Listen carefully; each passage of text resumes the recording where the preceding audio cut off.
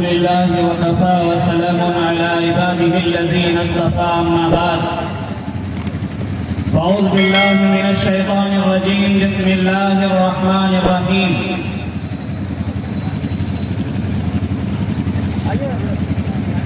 ولا يحيق المكر السيء إلا بأهله صدق الله مولانا العظيم وقال النبي صلى الله عليه وسلم يا معشر الشباب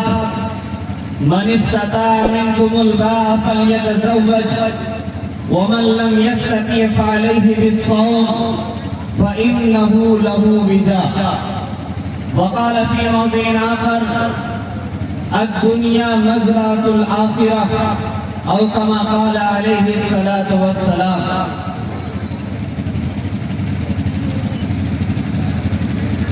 رئیس المجلس فضیلت الشیخ حضرت مولانا نعمت اللہ صاحب دامت برکاتہ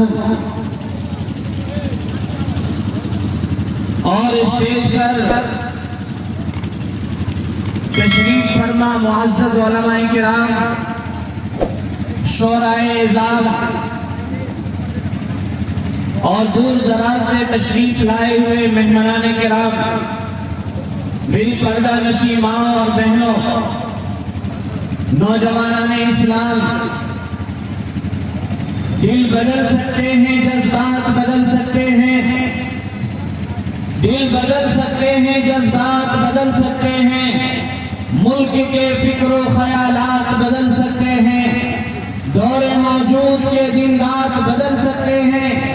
تم بدل جاؤ مسلمانوں تو حالات بدل سکتے ہیں دہر کے پھول اپنے تھے رات کی رانی ہماری تھی دہر کے پھول اپنے تھے رات کی رانی ہماری تھی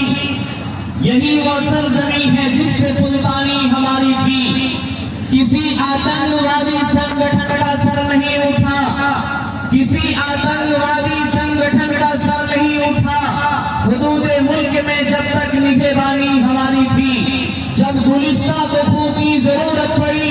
سب سے پہلے ہماری ہی گردن کٹی پھر بھی کہتے ہیں ہم سے یہ اہل چمن یہ چمن ہے ہمارا تمہارا نہیں.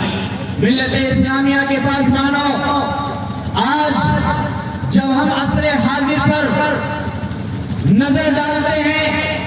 تو ہمیں ایسا محسوس ہوتا ہے کہ ہمارے ملک کے اندر اقلیتوں کو جو حصہ دیا گیا تھا جو درجہ دیا گیا تھا جو مقام و مرتبہ قانون میں دیا گیا تھا آج ان کو چھیننے کی ہر اعتبار سے پوری پلاننگ چل رہی ہے. آج اگر آپ صحیح ڈھنگ سے ہندوستان کے اندرونی سازش پر نظر ڈالیں تو آپ کو یہ معلوم ہوگا کہ نئی تعلیمی پالیسی اور نظام میں جو تبدیلی کرنے کی یہ کوشش کر رہے ہیں اس میں سرے سے مسلمانوں کی قربانیوں کو جڑ سے ختم کرنے کی پلاننگ کر رہے ہیں. آپ اگر نظر ڈالیں گے تو آپ کو پتا چلے گا کہ مسلمانوں کے خلاف جو طلاق کے اوپر انہوں نے قانون بل پاس کیا ہے یہ مسلمانوں کے مسلم پرسنل لا بورڈ کے بالکل سراسر خلاف ہے. اسی طرح سے آج حجاب کے اوپر جو بحثیں چل رہی ہے یہ بحثیں کس بات کی ہے یہ کس بات کی علامت ہے یہ اس بات کی علامت ہے کہ مسلمانوں کو اس دیش کے اندر ڈرایا جائے ان کو خوف کے اندر رکھا جائے ان کو دہشت کے سائے میں ڈال دیا جائے اور اس طرح سے انہیں پریشان کر دیا جائے کہ یہ ابھر نہ سکے یہ ترقی نہ کر سکے یہ اپنا حق مان نہ سکے اور یہ اپنے گھر سے جب انہیں ہم کہتے چلے جاؤ یہ اپنا گھر چھوڑ کر کے چلے جائے. اگر وہ ہمارے بیوی بچوں کی عزت لوٹنا چاہے تو وہ آسانی سے لوٹ سکے ہر اعتبار سے اس کی پلاننگ چل رہی ہے. لیکن یاد رکھنا چاہیے آپ کو اور ہمارے حکمران کو بھی جس نے بھی اپنے رعایا کے ساتھ ناانصافی کیا ہے بےایمانی کیا ہے اور بددیانتی کے ساتھ کام کیا ہے اس ملک کے اندر کوئی بھی خوش نہیں رہ پایا ہے. میرے بھائیوں یہ سب جو ہو رہا ہے یہ ہمارے سونے کی وجہ سے ہو رہا ہے۔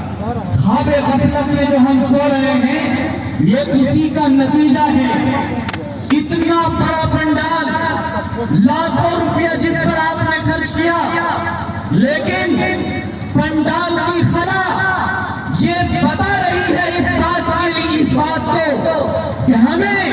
دین اسلام سے محبت اتنا زیادہ نہیں رہ گیا ہے، ہمیں علماء کرام سے محبت نہیں رہ گیا ہے، ہمیں انبیاء کرام سے اتنی محبت نہیں رہ گئی ہے۔ کیوں؟ اس لیے کہ اگر یہاں پر ہمارے ملک کا کوئی ٹیم